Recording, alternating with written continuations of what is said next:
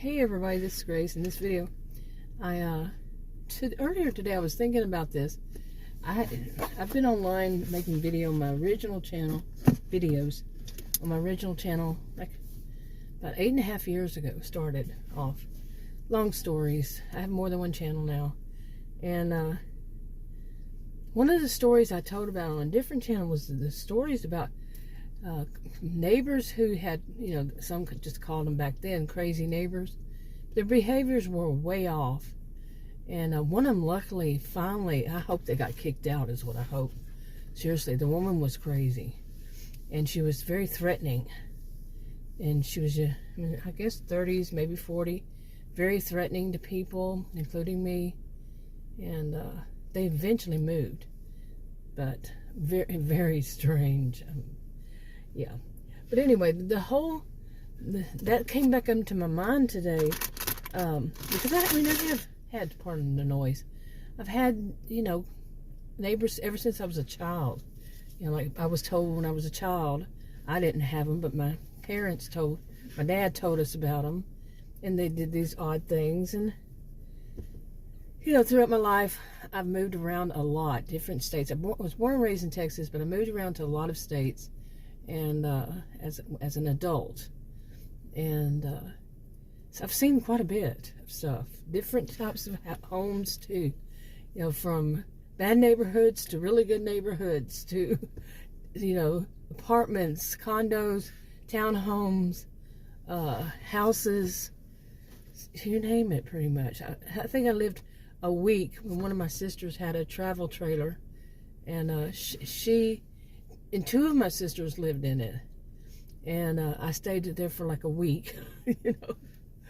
Oh, so many. And I lived in a trailer. I stayed with a friend for a week or so in North Carolina, in a trailer, and different things, but mainly, I would say mainly apartments or houses. Yeah, all these years. But I've seen plenty of crazy neighbors. Or either they were doing it to me or somebody else's story, whatever. But one of the things that I want to talk about is that's an example of, like when your neighbor, you're innocent. You are innocent in all. And yes, you can have a situation when you are totally innocent. You're just there. Like you just live there. And one of your neighbors does something crazy, and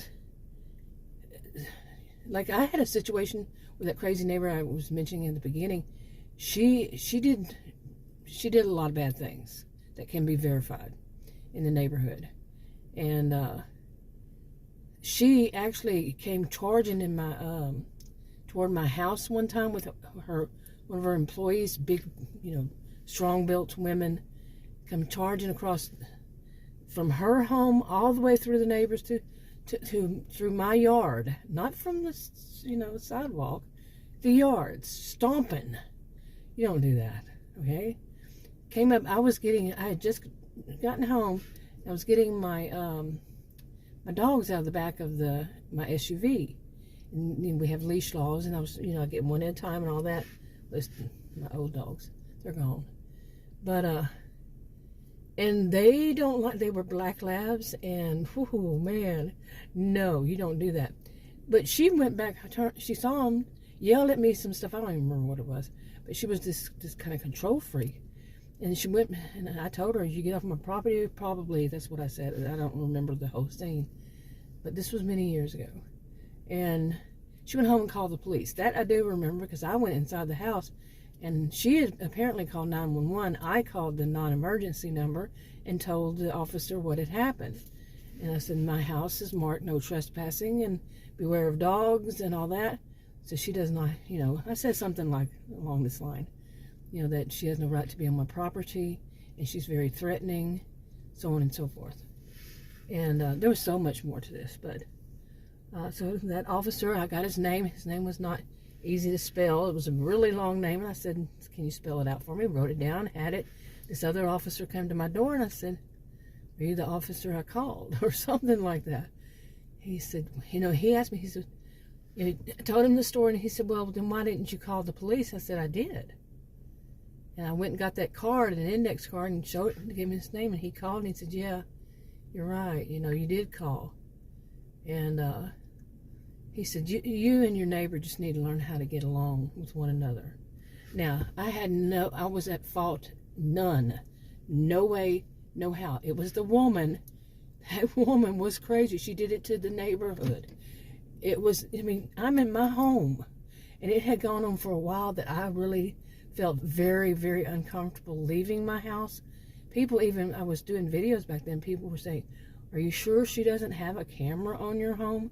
Because of where she was positioned, her home, she couldn't see my front door. She didn't know when I was leaving.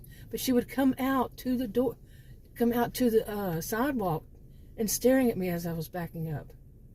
And sometimes she'd make those noises, she's like, oh, you know, or just make some kind of noise to where I would notice she's there. People say, she has to have a camera on your home, you know. And I felt, I thought it was crazy. How does this woman know when I'm getting out of my house and walking, you know, to my SUV and leaving? It's very, very strange. Yeah, but anyway, yeah, it was weird. Okay,